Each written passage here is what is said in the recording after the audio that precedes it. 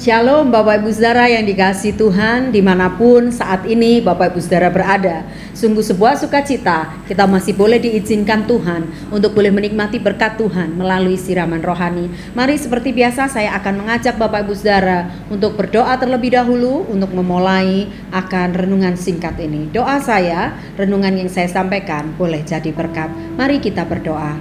Tuhan Yesus, terima kasih kalau Engkau masih mengizinkan kami boleh kembali di jam di mana kami boleh memberikan waktu kami untuk kami kembali diberkati dengan kebenaran firman Tuhan. Benaran yang singkat tapi biarlah jadi berkat. Terima kasih untuk kebaikan-Mu Tuhan. Dalam nama Tuhan Yesus kami berdoa. Amin.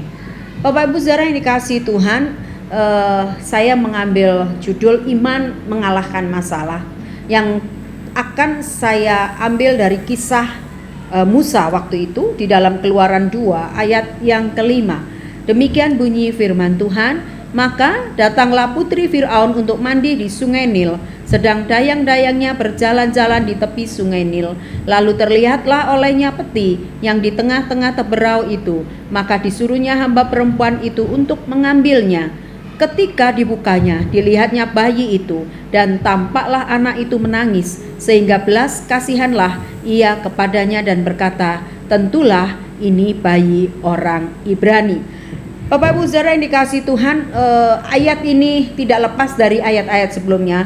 Kalau kita lihat di pasal 2 itu, di sana ada seorang laki-laki Lewi yang kemudian menikah dengan perempuan Lewi dan kemudian mengandung dan melahirkan seorang anak laki-laki. Dan ketika dilihat bahwa anak itu cantik, disembunyikan selama 3 bulan. Dan kemudian tadi kita baca di ayat ke-5 ditemukan oleh putri Fir'aun.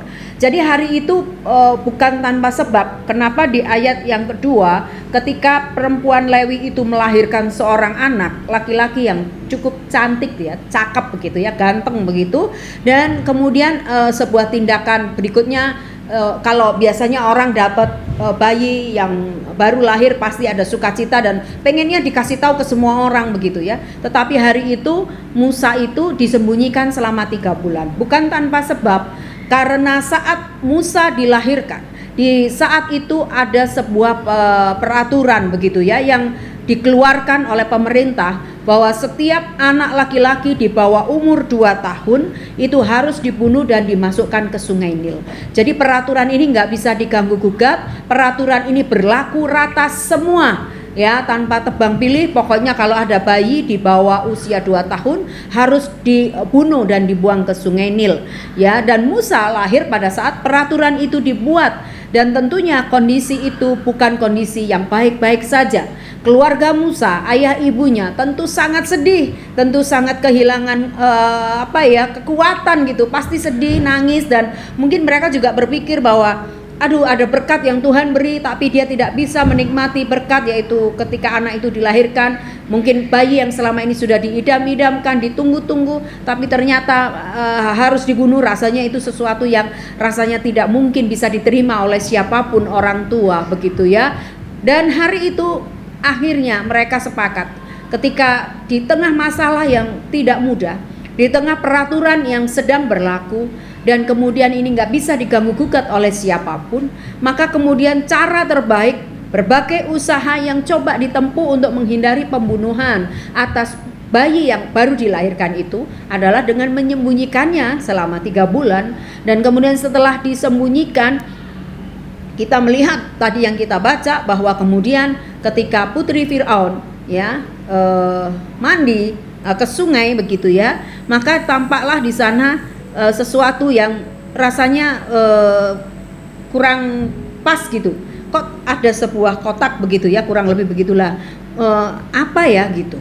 Dan kemudian ketika dilihat tampak seorang bayi menangis. Tuhan itu begini Bapak Ibu, hari itu luar biasa, bahwa putri Fir'aun yang saat itu peraturan begitu ketat bahwa setiap bayi di bawah 2 tahun harus dibunuh, tapi ketika bertemu dengan bayi Musa, dia kemudian timbul ya dalam ayat 6, sehingga belas kasihanlah ia kepadanya dan berkata, tentulah ini bayi orang Ibrani. Dia tahu ketika dia buka, oh ini bayi orang Ibrani nih, dia tahu. Tapi di dalam hatinya tiba-tiba timbul rasa belas kasihan akan bayi ini. Rasanya nggak mungkin bayi secakep ini gitu ya, secantik ini akan dibunuh. Dan tiba-tiba Tuhan kasih tuh di hatinya sebuah rasa belas kasih. Maka kemudian ayat 7, lalu bertanyalah kakak anak itu kepada putri Firaun. Jadi Musa tuh dihanyutkan tapi kakaknya ngikuti. Apakah akan kupanggilkan tuan putri seorang inang penyusu dari perempuan Ibrani untuk menyusui bayi ini bagi tuan putri?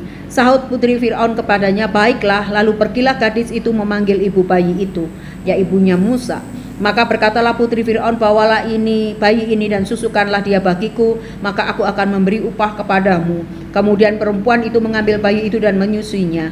Ketika anak itu telah besar, dibawanyalah kepada putri Firaun dan mengangkatnya menjadi anak dan menamainya Musa, sebab katanya, karena aku telah menariknya dari air. Jadi sebuah hal yang mungkin di luar dugaan daripada si orang tua ya, daripada Musa waktu itu. Di tengah kesulitan dan masalah besar dihadapi ketika Musa dilahirkan, bahkan sampai harus disembunyikan karena mereka nggak pengen anak yang dilahirkan akan dibunuh seperti anak-anak yang lain. Pada umumnya hari itu ketika dilahirkan mereka harus menemui ajalnya mati karena sesuai peraturan daripada di mana mereka tinggal saat itu, di mana Firaun memberi peraturan itu. Nah, tetapi kemudian ada sebuah keajaiban bahwa putri Firaun tergerak hatinya dan mengasuhnya, bahkan mengangkatnya menjadi seorang anak, di mana peraturan akan apa yang sudah dibuat oleh raja rasanya dibenturkan sendiri bukan oleh putri Firaun. Tapi itulah Bapak Ibu Saudara yang dikasih Tuhan, saya mau bilang apa lewat peristiwa ini, bahwa seringkali dalam hidup kita juga ada masalah gitu, ada masalah-masalah hidup yang kadang sulit untuk dimengerti. Dan misalnya kita melihat bahwa saya sudah tulus mengikut Tuhan, saya sudah berdedikasi, saya takut sama Tuhan, atau orang itu takut sama Tuhan, hidupnya penuh dedikasi kepada Tuhan, tapi kenapa ya kok hidup masih penuh dengan pergumulan dan pertanyaan yang gak selesai. Rasanya Tuhan gak kasih jawaban terhadap pertanyaan-pertanyaan saya.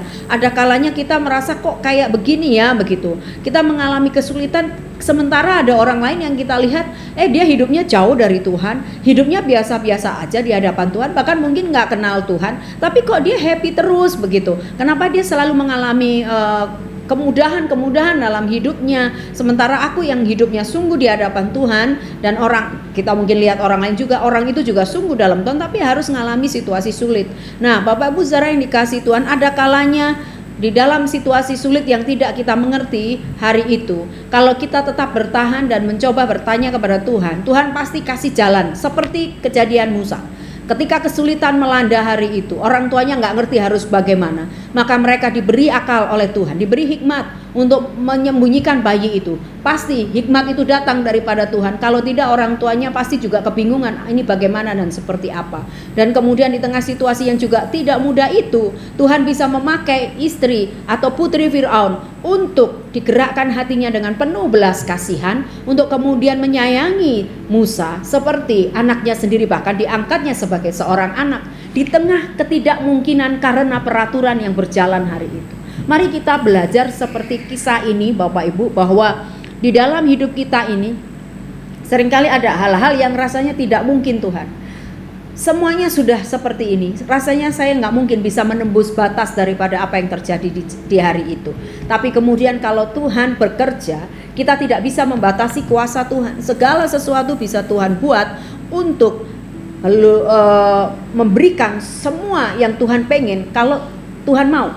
Apa saja bisa terjadi, apa saja yang tidak mungkin bisa jadi mungkin, apa saja yang mustahil bisa terjadi kalau memang Tuhan mau. Maka kunci kita adalah tetap percaya, memberikan iman ini tetap teguh kepada Tuhan di tengah masalah yang mungkin hari ini membuat kita nggak bisa melihat lagi, nggak bisa kita mendongak lagi, kita rasanya sudah hilang harapan. Tapi kalau bersama Tuhan, kita belajar bahwa apa yang terjadi hari itu atas Musa menjadi sebuah teladan yang baik, sebuah perenungan tersendiri buat kita, bahwa iman itu mengalahkan masalah. Orang tua daripada Musa, saya saya kira tak henti-hentinya berdoa kepada Tuhan untuk mohon pertolongan Tuhan atas apa yang terjadi pada mereka dan bayi mereka itu. Dan akhirnya kita bisa melihat, bukan tadi di ayat terakhir yang saya baca di ayat 10, bahwa pada akhirnya Musa diangkat menjadi anak. Dan rasanya hal itu tidak mungkin terjadi kalau kedua orang tuanya tidak punya pengharapan dan doa yang tulus di hadapan Tuhan. Kiranya hari ini Bapak Ibu sedang ngalamin apa yang rasanya sulit, bahkan mungkin rasanya melampaui kekuatan dan pengharapan kita. Mari kita kembali berharap kepada Tuhan. Hari itu Musa juga di tengah ketidakmungkinan, di tengah kesulitan besar, tapi tangan Tuhan bekerja dengan hebat. Biarlah kiranya kasih Tuhan menolong setiap kita hari ini, Bapak Ibu, dimanapun kita berada. Belajarlah dari apa yang terjadi pada Musa hari itu. Kita percaya bahwa mukjizat yang sama masih bisa Tuhan kerjakan atas setiap kita, kalau kita tetap bergantung dan berpengharapan kepadanya. Mari kita berdoa. Bapa, kami bersyukur, berterima kasih, Engkau baik. Kami percayakan setiap kami, Bapak Ibu kami dan hamba juga yang menyampaikan. Hari itu Musa di tengah kesulitan, tapi kami melihat tangan Tuhan tetap bekerja di tengah kesulitan-kesulitan yang dihadapi. Kalau Tuhan berkehendak dan bekerja, tidak ada yang tidak mungkin. Semua Tuhan bisa lakukan. Mari Tuhan ajar kami terus berharap kepadamu di tengah ketidakmungkinan. Berkati Bapak Ibu semua yang jam ini mendengarkan renungan singkat daripada hamba-Mu. Berkat-Mu turun atas kami. Terima kasih Tuhan, dalam nama Tuhan Yesus kami berdoa. Amin.